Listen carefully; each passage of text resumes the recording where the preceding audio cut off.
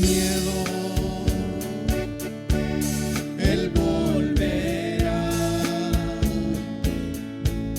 a levantarnos.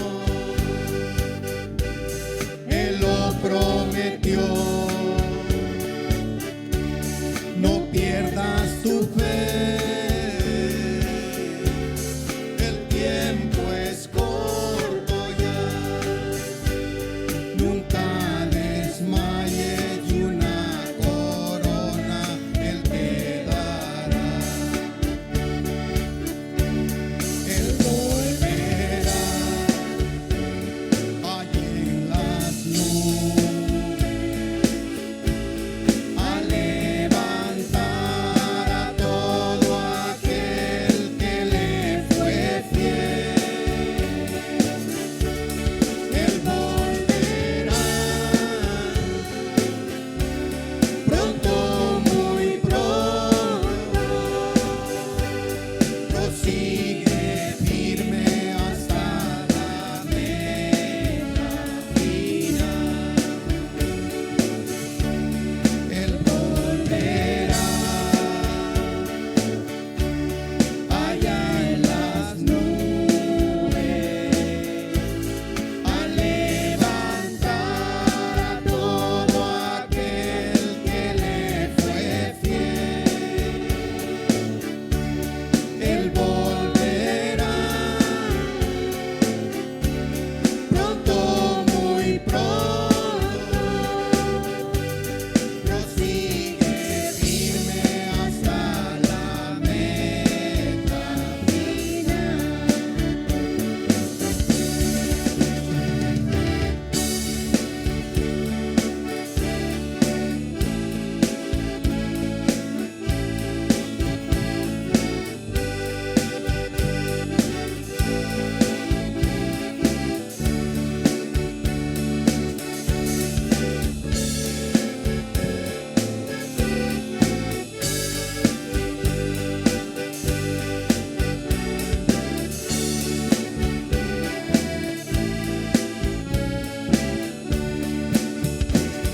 No tengas miedo, Él volverá a levantarnos. Él lo prometió. No pierdas tu fe. El tiempo es corto ya. Nunca desmayes y una corona Él te dará. Él volverá allí en las nubes a levantar a todo aquel que le fue fiel. Él volverá pronto, muy pronto.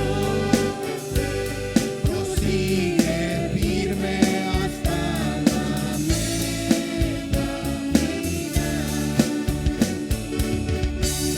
Él volverá allá en las nubes a levantar a todo aquel que le fue fiel.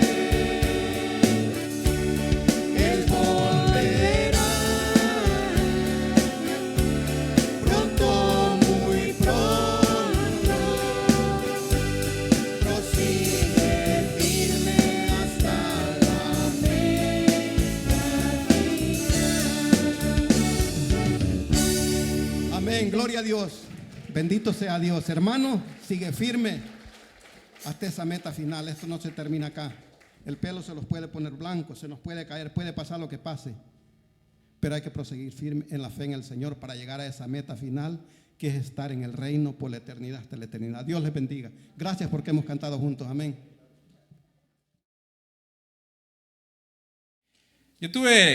¿Cuántos de ustedes tienen hijos? Amén, es una bendición, ¿verdad? Nuestros hijos. Pues yo tuve la bendición de ver el nacimiento de mis 3 hijos, estar ahí en la sala de partos, incluso con Luis Donaldo me dice el doctor, y ahí me vas a estar viendo, ven, ayúdame.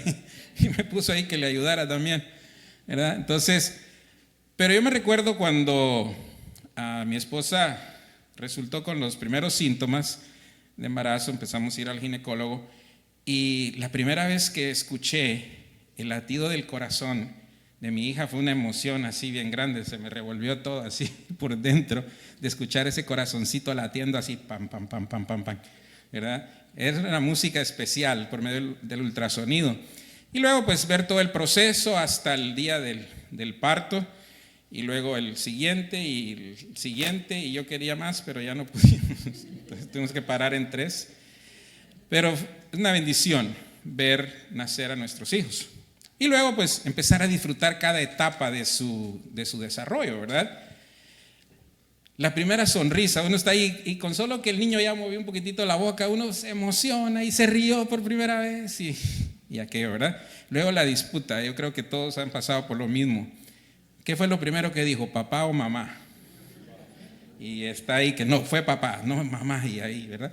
Y así empieza el niño a desarrollarse, los primeros pasitos. Qué emoción, ¿verdad? Cuando el niño se para y empieza a dar los primeros pasitos y empieza a crecer y a desarrollarse. Luego el trauma de la separación cuando su primer día de escuela. Las mamás sienten como que el universo se les viene abajo, ¿verdad? Porque se fue el niño, ya no está ahí para protegerlo. Ese día yo creo que lloran toda la mañana las mamás porque se va el niño, ¿verdad? Pero luego se acostumbran y ya después contentos porque se fueron, ¿verdad? Se libran unas horas de ellos ahí. Y ahí van creciendo, la graduación de pre-K, de pre-kinder, ¿verdad? Qué emoción donde el niño se gradúa de su primera graduación del pre-kinder, y la primaria, y la secundaria, y la universidad. Entonces cada etapa uno la va disfrutando como padre. Ahora, cuando hay alguna dificultad, supónganse el niño llegó a 5 años y aún no hace ciertas cosas, entonces empieza la preocupación en uno de padre, porque hay algo que no está bien. Y entonces ahí viene la preocupación y el médico, etcétera, etcétera, ¿verdad? A ver qué está pasando, por qué no está llegando a las diferentes etapas que tendría que estar llegando de acuerdo a la edad que tiene. Ahora, si eso pasa con nuestros hijos de forma natural, ¿por qué nosotros como cristianos no hacemos lo mismo en nuestro desarrollo espiritual? Porque a veces tenemos una semana de haber venido a la iglesia y está bien, todavía empieza a dar sus primeras sonrisas de cristiano, ¿verdad? Ya empieza a oler como cristiano. Luego pasa 1 mes, 2 meses, 1 año, 5, 10 años y empieza todavía con las pequeñas sonrisas de cristiano nada más, ¿verdad? Y ya tendría que haber quemado ciertas etapas, ya tendría que haber habido un crecimiento espiritual. Entonces el día de hoy pues vamos a hablar un poquitito de esto, para que nos evaluemos al final y digamos, ¿será que tengo que ir al doctor a ver qué está pasando conmigo? A ver si estoy creciendo espiritualmente como tendría que estar desarrollándome, o hay algo ahí que está impidiendo mi crecimiento espiritual. Entonces, vamos a compartir el día de hoy algunas de las características que nos pueden ayudar a nosotros para evaluar cómo estamos en el crecimiento. Si vamos normal o si nos hemos estancado por ahí o qué está pasando. Así que acompáñenme en este viaje. Vamos a hablar por lo menos de 8 características que nos ayuden a determinar cómo estamos en nuestro crecimiento espiritual. En la Biblia hay muchas más cosas. Ustedes podrán encontrar muchas otras cosas, pero yo voy a hablarles de 8 esta mañana. Así que van a tener que oír rápido para que nos alcance el tiempo. Bueno, la primera, para crecer hay que nacer. Yo no le puedo pedir a una persona que crezca espiritualmente si no ha nacido espiritualmente. La iglesia, nosotros vemos muchas personas todos los domingos, pero no podemos determinar si todos han nacido de nuevo, si todos han tomado una decisión de seguir a Cristo, abrir su corazón. El versículo que leíamos de Juan 3:3 dice: Jesús y Nicodemo están en esta conversación y en el versículo 3 Jesús le dice: respondió Jesús y le dijo, de cierto te digo, que el que no naciere de nuevo no puede ver el reino de Dios. Entonces, ¿qué significa? Que para poder nosotros iniciar un crecimiento espiritual, tenemos que nacer espiritualmente. No basta con solo venir a la iglesia, practicar las cosas que hacen los cristianos, ¿verdad? Comer con los cristianos, convivir. No es suficiente eso para ser salvos. Tenemos que nacer de nuevo. Ahora, este nacimiento es un nacimiento espiritual. El otro día que predicaba yo les decía de que para las personas entender las cosas espirituales es difícil, porque si no han abierto los ojos espirituales. Y les ponía el ejemplo de cuando uno va al cine a ver una película en tercera dimensión. Si uno no tiene los lentes adecuados, no puede ver bien la imagen en la pantalla. Hasta que nos ponemos los lentes para tercera dimensión, podemos ver la imagen completa y clara. Y así es nuestra vida espiritual. Si no hemos nacido espiritualmente, muchas de las cosas no van a tener sentido. Entonces, esa es una decisión personal que nosotros debemos de tomar. Dice en Juan, en el capítulo 1, del verso 12 al 13, mas a todos los que le recibieron, a los que creen en su nombre, les dio la potestad de ser hechos hijos de Dios, los cuales no son engendrados de sangre, ni de voluntad de carne, ni de voluntad de varón, sino de Dios. Entonces, nuestro nacimiento espiritual no se da porque alguien le dijo, ya nació de nuevo. No, esto se da a través de nosotros abrir nuestro corazón, reconocer nuestra condición de pecado, pedir perdón, arrepentirnos y dejar que el Espíritu Santo entre a morar en nosotros. Ahí es donde nacemos espiritualmente. Ahora, allá afuera la gente dice, no, es que todos somos hijos de Dios. Pero cuando vemos esta palabra, nos damos cuenta de que no todos son hijos de Dios. ¿Quiénes son los únicos que reciben el título de ser reconocidos como hijos de Dios? Dice, los que le recibieron, los que creen en su nombre, les dio ese derecho, ese poder de llamarse hijo de Dios. Si no ha creído, si no ha nacido de nuevo, no es aún hijo de Dios. No ha sido reconocido como hijo de Dios, ¿verdad? Entonces, cuando damos ese paso, nacemos de nuevo, nuestro nombre es inscrito en el libro de la vida y ya tenemos garantía de vida eterna con el Señor. Mientras tanto, no. Las costumbres religiosas no nos garantizan la salvación. Venir a la iglesia todos los domingos no nos garantiza la salvación. Crecer en una familia cristiana no nos garantiza la salvación. Esto es una decisión personal, algo que yo vengo y entrego mi vida a Cristo. Ahí nazco de nuevo. Entonces, cuando nazco espiritualmente, puedo esperar un crecimiento espiritual. De lo contrario, no podemos esperar. Por eso es que en las iglesias, cuando vamos, tenemos que ser cuidadosos, porque a veces pasan situaciones en las iglesias y la gente dice, mire, yo a la iglesia no vuelvo a ir, porque ahí me pasó esto y esto y esto. Y puede ser que tal vez tuvo una experiencia con alguien que aún no había nacido de nuevo, que estaba asistiendo a la iglesia, que le gustaba lo que se hacía en la iglesia, pero no había experimentado el nuevo nacimiento. Entonces, de repente hubo una confrontación, una situación difícil, y eso dice, no, la iglesia, yo no vuelvo a poner un pie en la iglesia, ¿verdad? Entonces tenemos que ser muy cuidadosos, porque no todos, incluso los que ya hayan nacido de nuevo, no están en el mismo nivel espiritual, no han crecido al mismo nivel, ¿verdad? Unos vienen empezando, otros están por ahí, otros están más avanzados. Entonces todos estamos en ese proceso de crecimiento todavía. Muy bien. Entonces, ya saben, para poder crecer espiritualmente, tenemos que nacer espiritualmente. Muy bien. Número 2.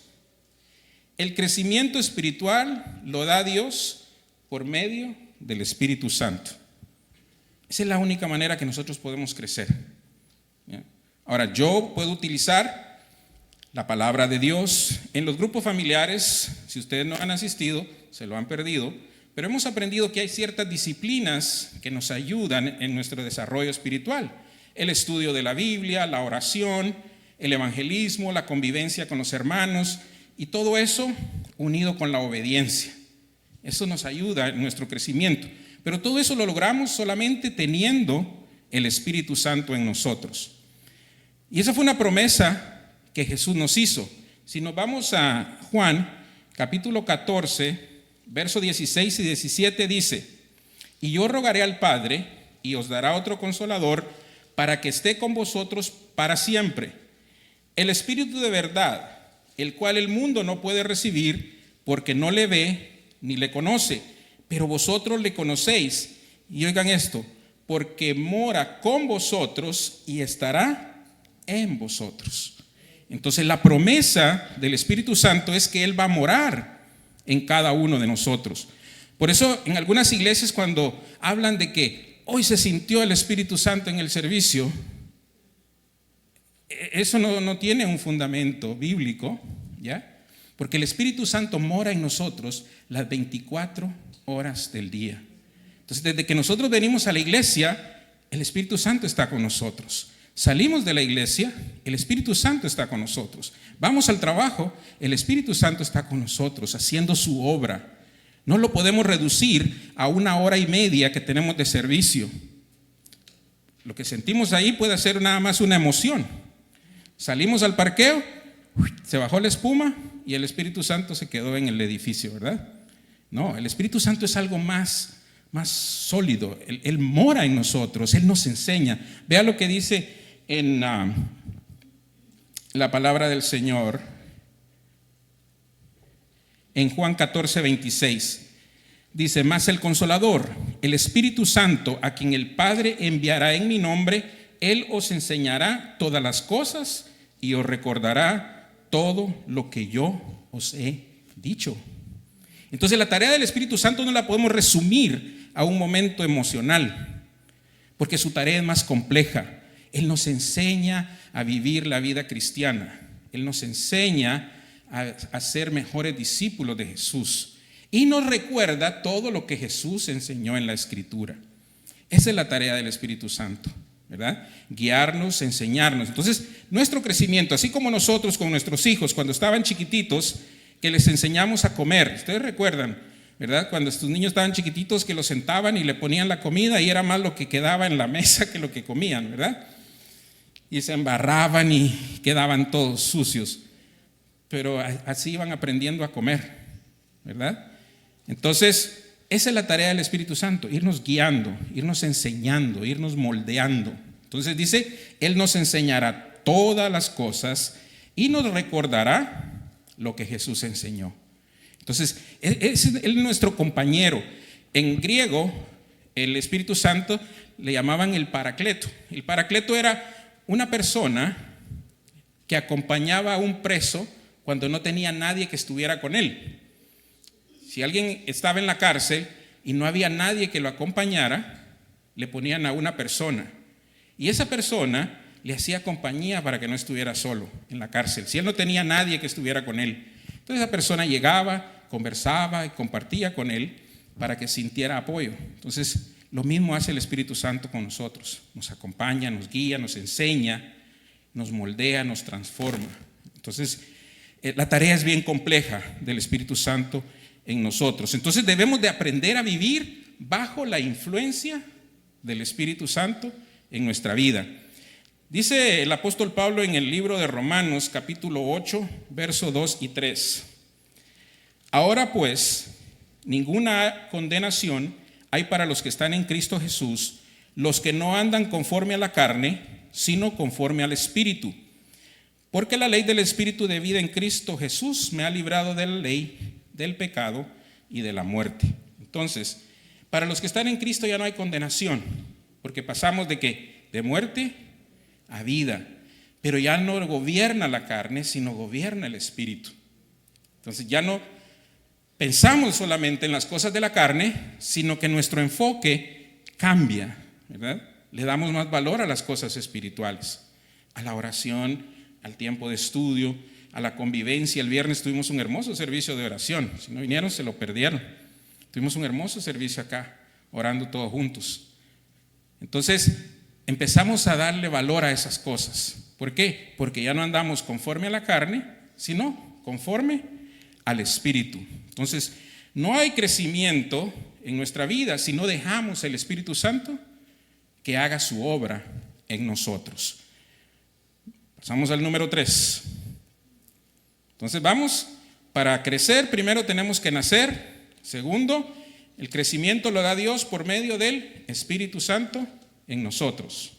Tercero, el crecimiento espiritual refleja nuestra experiencia personal de la gracia y la misericordia de Dios. ¿Alguna vez les ha tocado ir a la corte? ¿Qué se siente cuando, especialmente con una corte por una ticket de tráfico? ¿Qué pasa cuando no llega el policía que lo acusa a uno, el que le dio el ticket? El juez le dice, bueno, no hay quien te acuse, está libre. Me recuerdo una ticket que me dieron a mí hace años, y el día que tenía que ir a la corte había caído una nevada tremenda. Y yo dije, yo me voy a hacer el valiente y voy a ir y espero que no llegue el policía.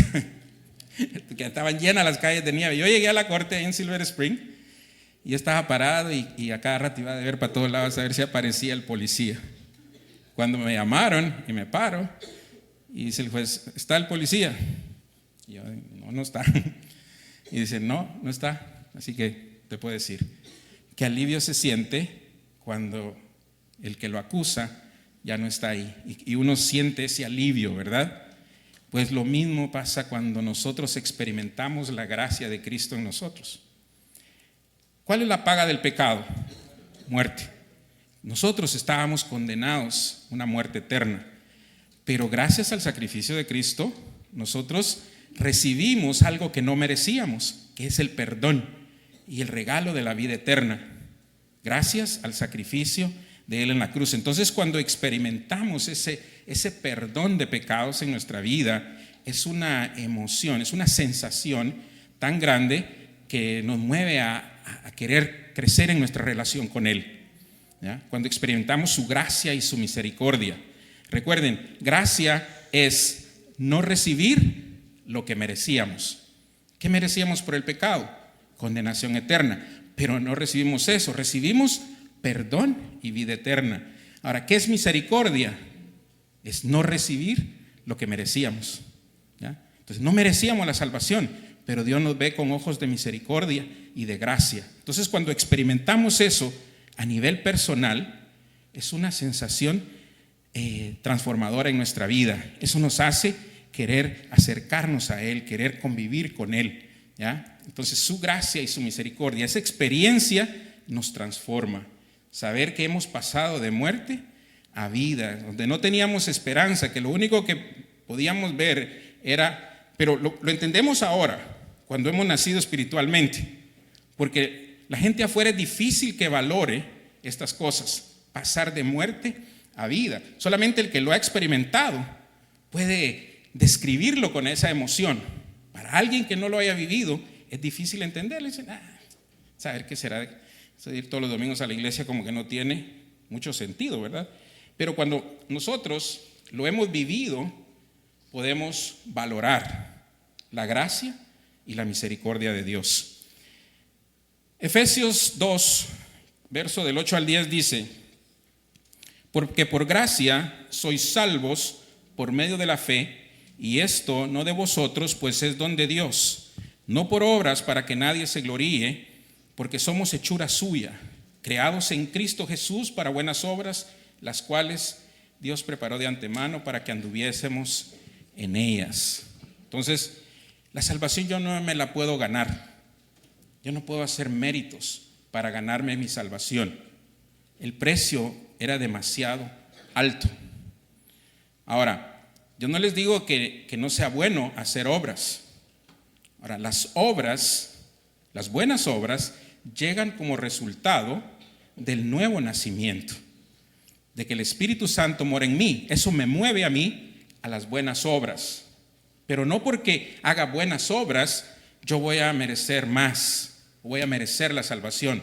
Dice el apóstol Pablo, no, porque somos salvos por la fe, por gracia de Dios, por medio de la fe. Ya Él pagó el precio. Nosotros no lo podíamos pagar.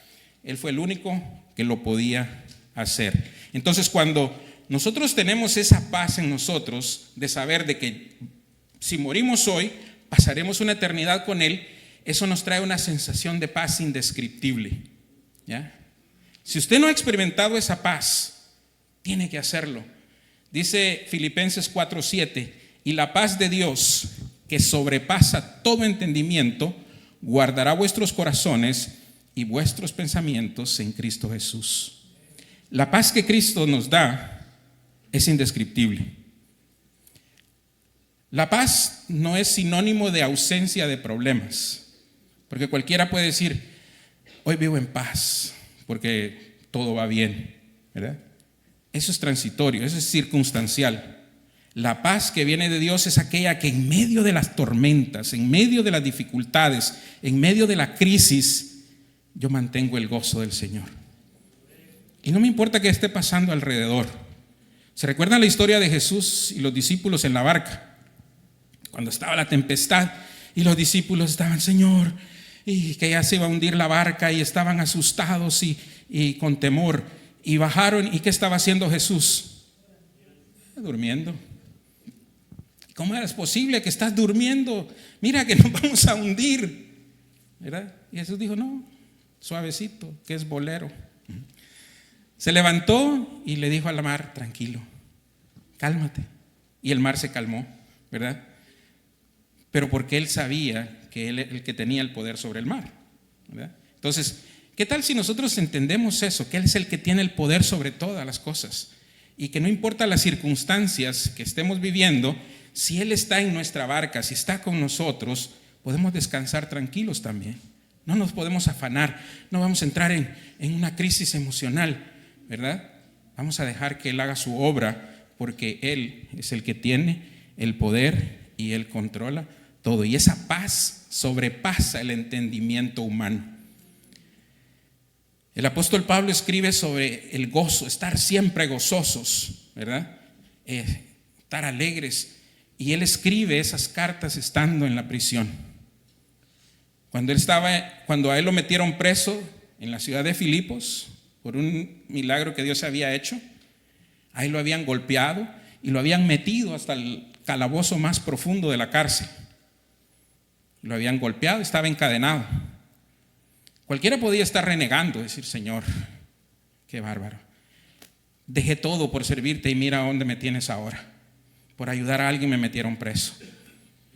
No, él no estaba renegando. Era la medianoche y él estaba ¿qué? Cantando, alabando a Dios. Estaba cantando como que sin nada. ¿Y qué pasó? Un terremoto y todos salieron y el carcelero se quería suicidar pensando que se le habían escapado a los presos. Y le dijo Pablo, no, aquí estamos todos. ¿Y cuál fue el resultado? Esta persona entregó su vida a Cristo. Pero la actitud del apóstol no era de desesperación. ¿Qué va a pasar conmigo? ¿Qué voy a hacer? Esto y el otro. No, él estaba tranquilo, alabando al Señor en medio de la crisis. Esa es la paz que sobrepasa todo entendimiento. Entonces no es la ausencia de problemas, ¿ya? Sino es tener a Cristo en nosotros y tener la seguridad que no importa cuáles sean las circunstancias, Dios obrará para bien. A los que aman a Dios, todas las cosas les ayudan a bien. Ahora, eso no significa de que todo se va a resolver a mi gusto, porque el versículo dice, todas las cosas les ayudarán a bien.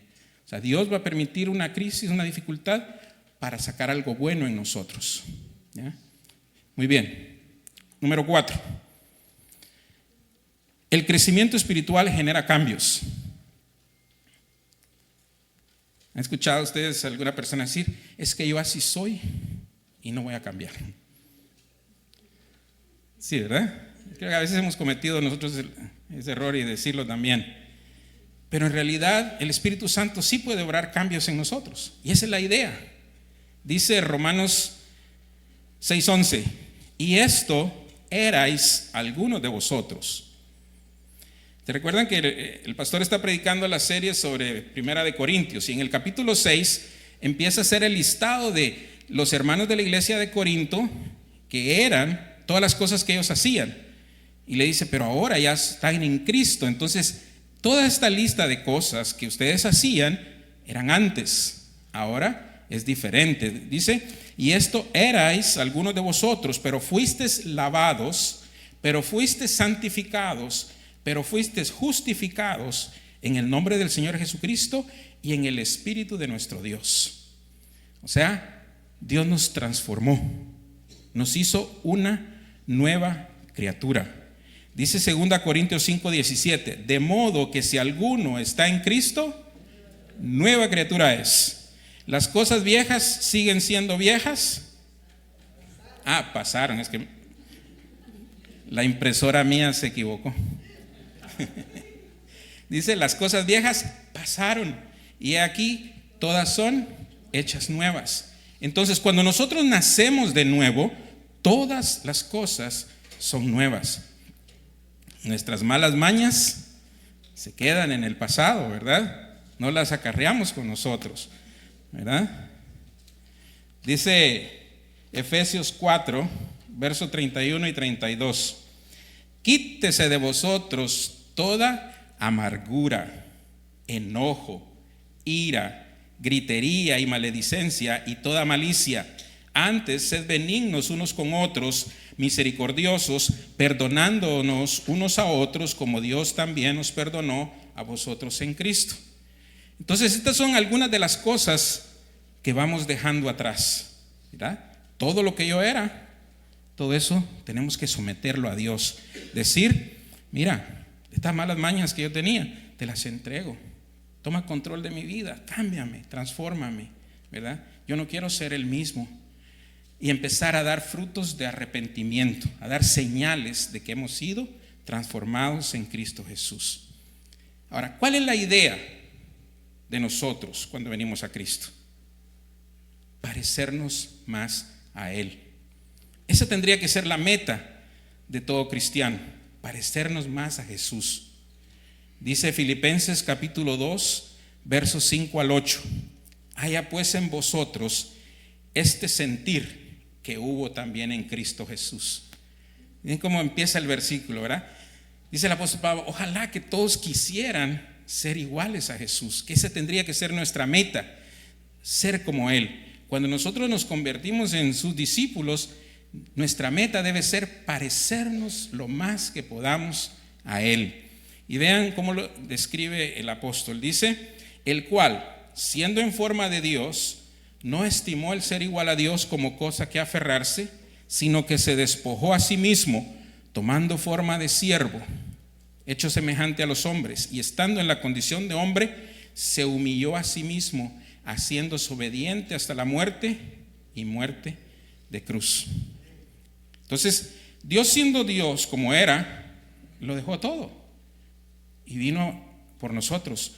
Se humilló, tomó una forma humana, se humilló, fue obediente.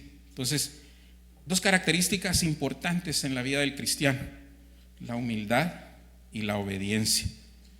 Entonces, Dios lo modeló de forma perfecta.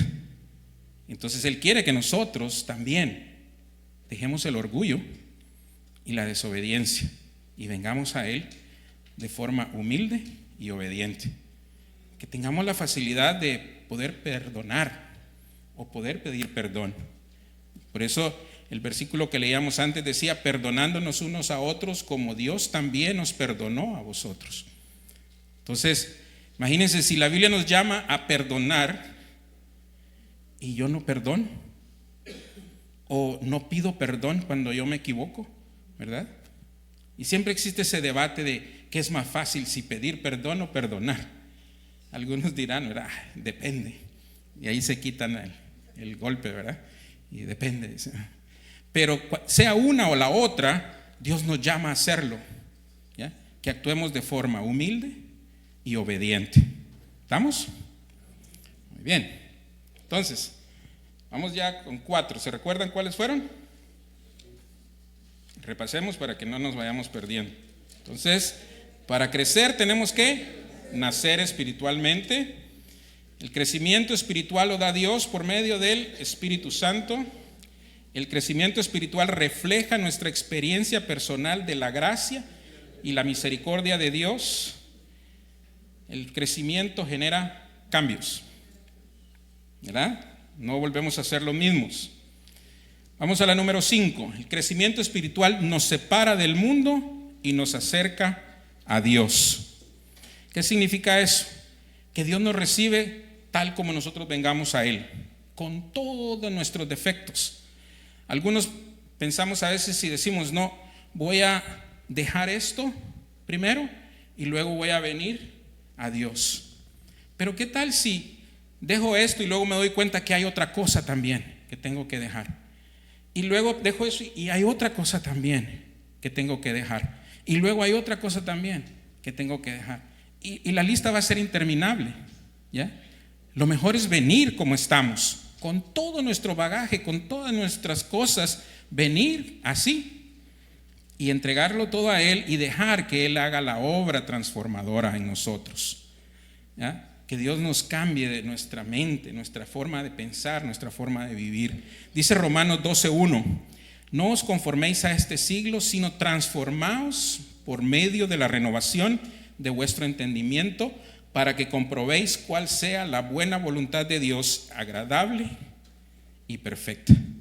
Entonces, no podemos pretender haber nacido de nuevo y seguir pensando igual. Nuestra manera de pensar va a ser transformada cuando venimos a Cristo. Por eso hoy en día esas corrientes que hay en algunas iglesias donde dicen, venga, Dios le ama como está y usted puede seguir viviendo así. No, Dios quiere transformarnos por medio del poder del Espíritu Santo en nosotros. Pero tenemos que tomar la decisión de arrepentir. ¿Saben? Arrepentirse no es lo mismo que llorar nada más, ¿ya? Porque no es lo mismo arrepentimiento que remordimiento, ¿ya? Metemos la pata y nos equivocamos y empezamos, y yo no lo vuelvo a hacer. Pero a la semana lo estamos haciendo otra vez. Como la canción, ¿verdad? Tropecé de nuevo con la misma piedra. Arrepentimiento es un cambio de dirección, ¿ya? Entonces, Dios está acá y normalmente yo voy caminando en esta dirección. Me alejo de Dios porque el pecado me separa de Dios. Pero cuando yo me doy cuenta de mi condición y cómo yo necesito a Dios, hago la pausa y digo, Señor, perdóname, transfórmame y llévame hacia ti. Entonces hago ese giro en U, ¿verdad? Que eso es lo que significa arrepentimiento, un cambio de dirección. Entonces empiezo a caminar hacia Él y me alejo del pecado. Y yo vengo hacia Él. Ahora, yo no doy un salto de aquí hasta aquí de un solo. El proceso toma tiempo.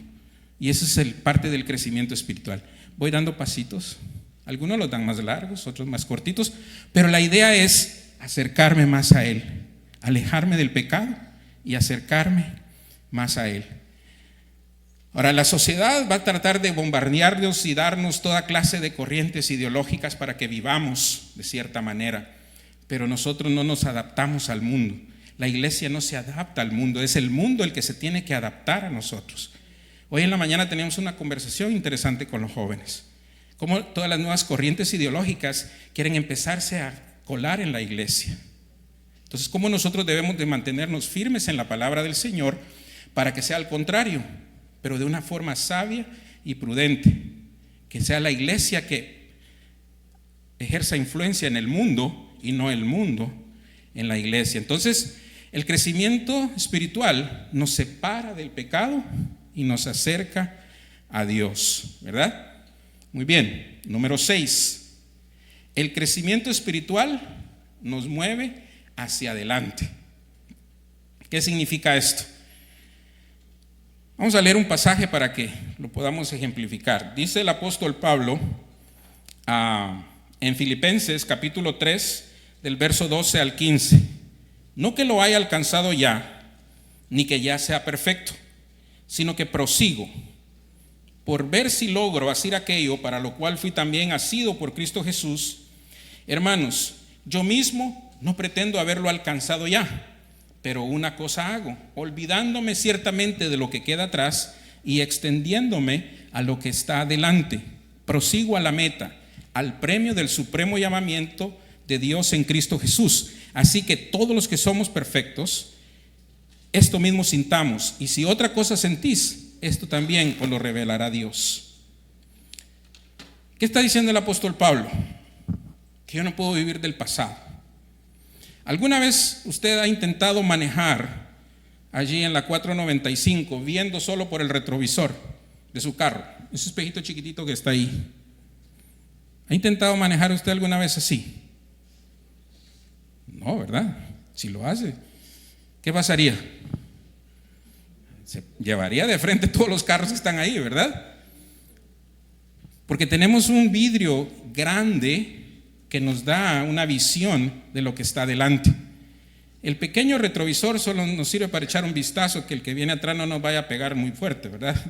Que a veces siempre le pegan a uno ahí. Pero yo no puedo vivir mi vida enfocado en el pasado. El pasado simplemente es para las lecciones que puedo tomar para mi desarrollo espiritual. Pero hay personas que viven ancladas al pasado. Una mala experiencia, una situación difícil, un confrontamiento, una experiencia dura en una iglesia, ¿verdad? Y eso los paraliza, los mutila y los deja anclados en el pasado. Pero nosotros no podemos vivir así. Debemos siempre enfocarnos hacia adelante. Dice el apóstol Pablo, ya el pasado, es historia. Ya no lo puedo cambiar, ¿verdad? No puedo cambiar el pasado. Lo único que puedo aprender del pasado es la lección que me sirva para hacer un mejor trabajo en el futuro. Me prepara nada más, pero no lo puedo ver de una forma dramática y decir, no, es que esto que me pasó. Y no solamente en el aspecto espiritual, sino también en el diario vivir, ¿verdad? No podemos estar amarrados al pasado. Tenemos que aprender a soltar esas cosas, ¿ya? Sanarnos de esas cosas para poder recibir lo que Dios tiene para nosotros. Entonces, no manejamos el carro viendo el espejito hacia atrás, lo manejamos viendo ese vidrio grande hacia el frente, ¿ya? Hay gente afuera que necesita conocer del Evangelio. Entonces, yo no puedo estar pensando solo en lo que a mí me pasó en el pasado, mientras hay almas que mueren sin Cristo, ¿ya? Eso me tiene que preocupar a mí, que hayan personas allá afuera que necesitan escuchar del Evangelio, y yo por estar con mis traumas espirituales no tomo acción y voy. Imagínense el apóstol Pablo, que llevó el Evangelio a Europa, Asia, África, fundó muchas iglesias, escribió casi la mitad del Nuevo Testamento, y dice él, y no es que ya lo haya alcanzado todo. Cualquiera puede decir, no, yo ya lo hice, ya estoy de vacaciones, ¿verdad?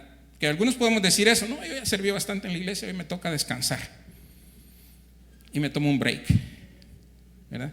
No, ya lo que pasó ya es historia. Hay nuevos retos, hay nuevas cosas por delante, hay más almas que debemos de llevarles el Evangelio, ¿verdad? Esa debe ser nuestra preocupación. Entonces, no podemos estar atados al pasado. Número 7. Entonces, si no estamos enfocados en el pasado, el crecimiento espiritual nos lleva a una vida de servicio. ¿Okay? Jesús llamándolos dijo en Mateo 20, del 25 al 28, sabéis que los gobernantes de las naciones se enseñorean de ellas y los que son grandes ejercen sobre ellas potestad, mas entre vosotros no será así, sino que el que quiera hacerse grande entre vosotros será vuestro servidor, y el que quiera ser el primero entre vosotros será vuestro siervo. Como el Hijo del Hombre no vino para ser servido, sino para servir y para dar su vida en rescate por muchos. Entonces, reflejamos nuestro crecimiento espiritual en la medida que servimos al Señor. Entonces, si yo estoy sentadito, algo no está bien. Porque si yo he nacido de nuevo y estoy creciendo espiritualmente, una de las primeras cosas que debo de pensar es en qué puedo servir en la obra del Señor. Porque no venimos a ser servidos, dice Jesús. Si Él mismo estaba consciente de su vida de servicio, ¿por qué yo voy a sentarme a esperar que me sirvan? Tengo que yo tomar la iniciativa y servir. Hay muchos ministerios en la iglesia, necesitan apoyo, necesitan personas para hacerlos. Pero algunos dicen, no, es que yo no tengo vocación para eso. Y le dicen tal cosa, no tengo vocación para eso. Tal cosa, no tengo vocación para eso. ¿Verdad? Y pensamos en lo que no podemos hacer. Pero tenemos que pensar en lo que Dios puede hacer con nosotros si nos ponemos en sus manos. Porque no es que seamos buenos, Él nos hace buenos a nosotros, ¿verdad? Él es el que nos capacita para el servicio. Lo único que quiere es un corazón dispuesto para servir. ¿Ya? Y el resto se encarga Él.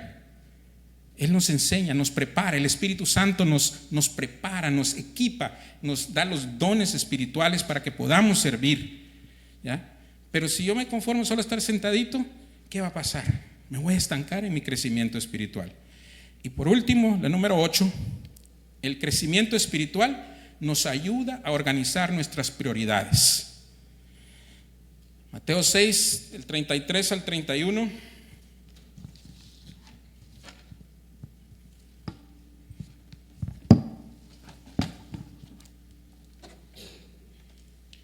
Dice, no os afanéis, pues, diciendo, ¿qué comeremos? ¿O qué beberemos? ¿O qué vestiremos? Porque los gentiles buscan estas cosas, pero vuestro Padre Celestial sabe que tenéis necesidad de todas estas cosas. Mas buscad primeramente el reino de Dios y su justicia, y todas estas cosas os serán añadidas. Entonces, un cristiano con un crecimiento espiritual saludable tiene sus prioridades bien organizadas. Dios en primer lugar, y el resto pues Dios se encarga. ¿Ya? Yo he escuchado personas que me han dicho, es que no fui a la iglesia porque tenía que lavar ropa. En verdad, con esas palabras, yo digo, ¿cómo? Dejar de tener un encuentro con Dios y los hermanos un día domingo juntos venimos a adorar y servir al Señor por ir a lavar ropa. Es difícil creerlo, pero sucede. Pero una persona que sus prioridades están bien organizadas, Dios ocupa el primer lugar. Dios está en primera posición en toda nuestra vida. Y Él promete que Él se va a encargar de todo el resto. Pero tenemos que dar ese paso de fe, de ponerlo a Él en primer lugar en nuestra vida. Bien, entonces para concluir, si no hemos nacido de nuevo, muchas de estas cosas no tienen sentido, ¿ya? Pero si hemos nacido de nuevo, podemos empezar a evaluarnos en qué etapa de mi vida estoy. Algunas de estas características, ¿cómo estoy? ¿Estoy rindiendo? No quiero que me contesten, sino que en su casa reflexione cada uno, ¿verdad? Pero la pregunta más importante hoy es, si hay alguno en esta mañana que siente que no ha nacido de nuevo, que no ha experimentado la entrada del Espíritu Santo a su vida y que de repente ha tenido esos toques en su corazón, pero se ha resistido, yo le animo a que lo haga, porque cuando lo hagamos, demos ese paso de fe, se van a dar cuenta lo que se siente experimentar a Cristo en nuestra vida. Gloria a Dios.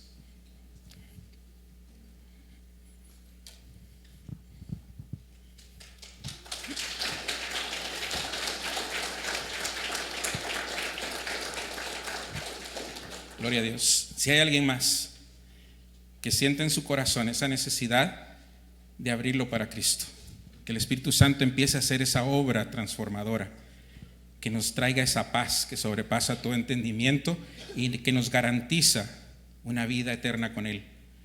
No resista su corazón, déjelo que Dios entre a su corazón. Quisiera que inclináramos nuestro rostro y oremos. Y Y si ya hemos nacido de nuevo y sentimos que nuestro crecimiento espiritual se ha estancado por X, Y o Z, cualquier situación, ¿verdad? Si siente que no estoy creciendo como a mí me gustaría crecer espiritualmente, también le animo a que haga un compromiso con el Señor, que le diga: Señor, perdóname por no haber hecho las cosas que tenía que hacer. Y deje que el Espíritu Santo obre en su corazón y que lo transforme, que lo guíe, que lo edifique, ¿verdad? Así que incline su rostro ante Cristo, ¿verdad? Oremos. Somos el pueblo de Dios, somos un pueblo especial, llamados para anunciar las virtudes de aquel que nos llamó a su luz. Somos el pueblo de Dios, su sangre nos redimió y su Espíritu dio para darnos poder y ser testigos de Él. Y llevaremos su gloria a cada pueblo y nación,